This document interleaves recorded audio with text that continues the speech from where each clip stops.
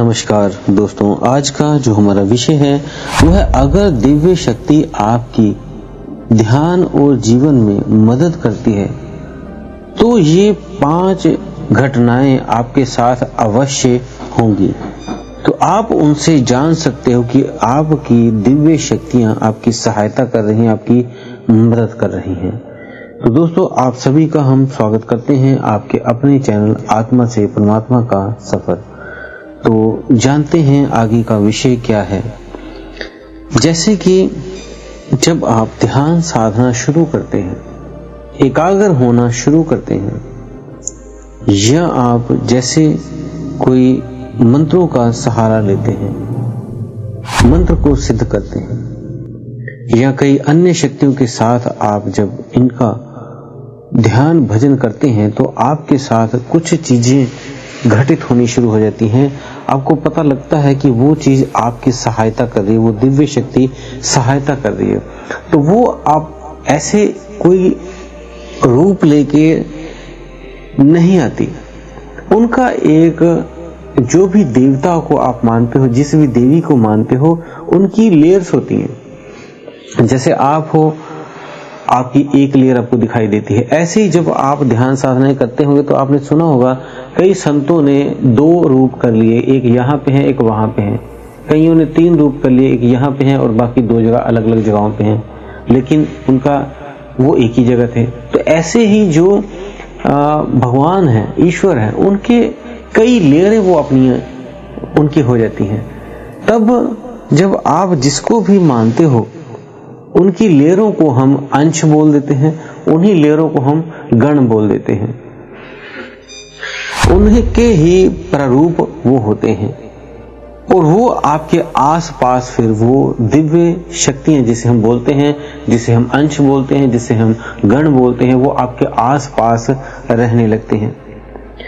और ऐसे में आपको फिर अनुभव होने शुरू होते हैं। वो 5 ऐसे अनुभव होते हैं। पहला अनुभव है, जब भी आप ध्यान में बैठेंगे आपको लगेगा आपके ऊपर, आपके सिर को, तालू को, या आपके फेस को, या आपके जो हाथ की हथेली है वहां पे कोई स्पर्श कर रहा हो, आपको ऐसा महसूस होगा। या कोई स्पंदन होना शुरू हो जाएगा, वाइब्रेशन होनी शुरू हो जाएगी। इसका मतलब है कोई दिव्य शक्ति आपको छू रही है, टच कर रही है।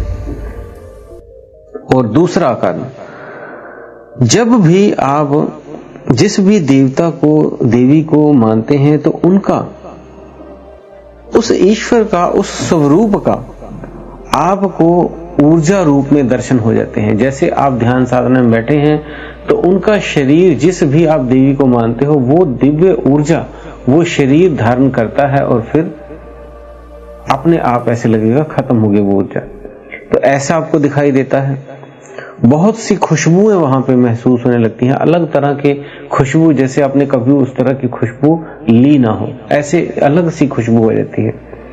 और कभी कभी आपको स्वप्न में यही उनके दर्शन होने लगते हैं। तो ये इस तरह का आपको ये दूसरे पॉइंट में होता है।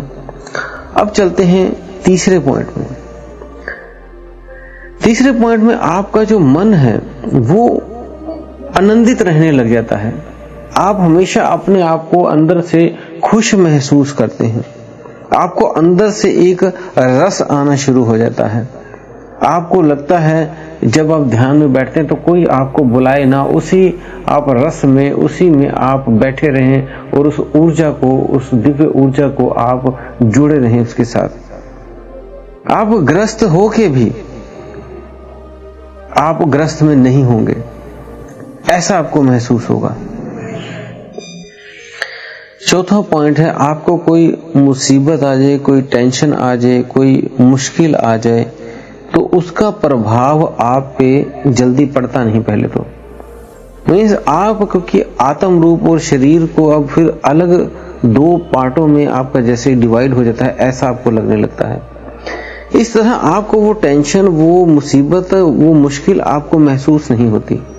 लेकिन अगर हो भी जाती है तो इसका सल्यूशन वो दिव्य शक्तियां आपको शीघ्र दे देती हैं और आप उसको, मुसीबत को हल कर लेते हो, उस टेंशन को दूर कर लेते हो।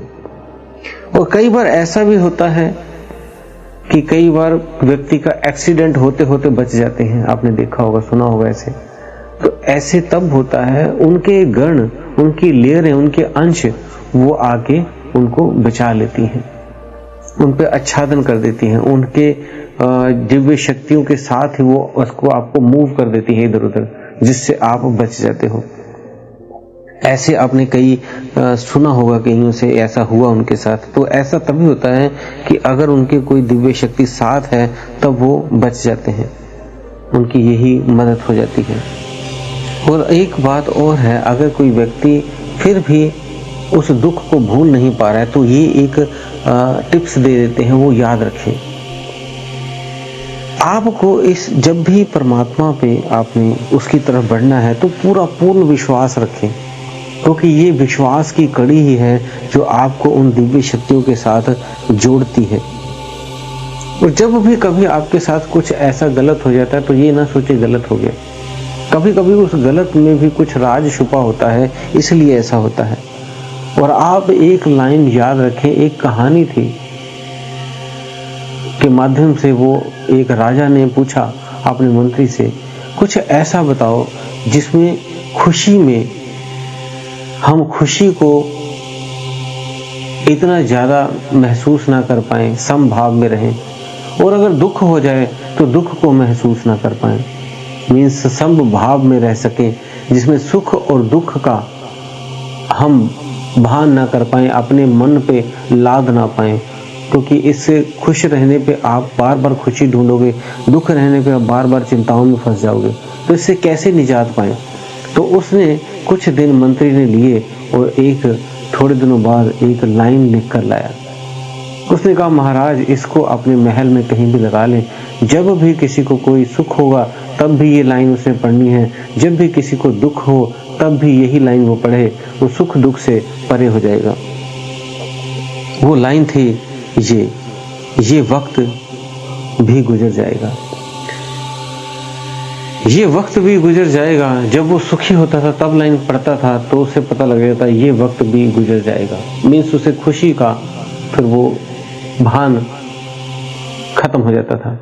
अगर वो दुखी होता था तब ये लाइन पढ़ते थे व्यक्ति, ये वक्त भी गुजर जाएगा, मीन्स उसके दुख भी एक दिन गुजर जाएंगे। तो जब भी ये लाइन पढ़ते थे तो दोनों में वो सम हो जाते थे। तो इस तरह आपने भी इस लाइन को चाहे लिख कर कहीं लगा लें या याद रखें, जब भी ऐसी परिस्थिति आए तो इस लाइन को एक बार बोलें, अपने आप आपकी टेंशन दूर हो जाएगी। अगला है लास्ट पॉइंट, जो 5वां पॉइंट है, जब ये दिव्य शक्ति आपके पास आ जाती है तब आपको अपने बेटे से, अपनी पति से, अपनी पत्नी से, आपके माता पिता से, आपके मित्रों से घूमना फिरना, ये सारी चीजें में आनंद नहीं मिलेगा, वो रस नहीं मिलेगा। वो सिर्फ आनंद और रस उस परमात्मा को जब आप ध्यान में बैठेंगे तब ही वो आनंद से आप जुड़ेंगे, तब आपको आनंद आएगा, अन्यथा आप इनमें नहीं उलझोगे। फिर जैसे आप देखते हो प्रत्येक व्यक्ति कोई अपने माता पिता के लिए कुछ करना चाहता है, कोई अपने बच्चों के लिए कुछ करना चाहता है, धन इकट्ठा कर रहा है, घर इकट्ठा कर रहा है, बहुत कुछ है अपने बच्चों के लिए करता है, उनकी पढ़ाई के लिए करता है, फिर अपनी पत्नी के लिए ये ले दें वो ले दें, कई चीजें वो सोचता रहता है और उसी में अपना सारा जीवन खत्म कर लेता है। लेकिन जिसको ये शक्तियां, दिव्य शक्तियों के साथ जुड़ जाता है, वो सारा समर्पित कर देता है उस परमात्मा पे, उस ईश्वर पे, उस देवी देवता पे कि आप ही देखना, जो हो गया मिल गया वो भी ठीक है, जो नहीं मिला वो भी ठीक है, ज्यादा चिंता करने की जरूरत नहीं, क्योंकि प्राप्त तो आनंद ही करना है। और जब वो परमात्मा से जुड़ता है तब उस आनंद को वो प्राप्त कर लेता है। उसी आनंद को परमानंद कहा गया है।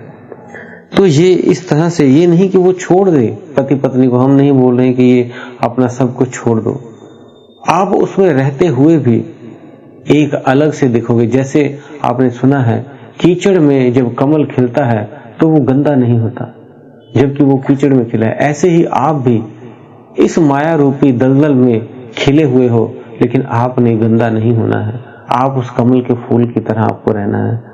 तो दोस्तों, ये आपको सारी जानकारी हमने दिव्य शक्तियों की देने की कोशिश की है।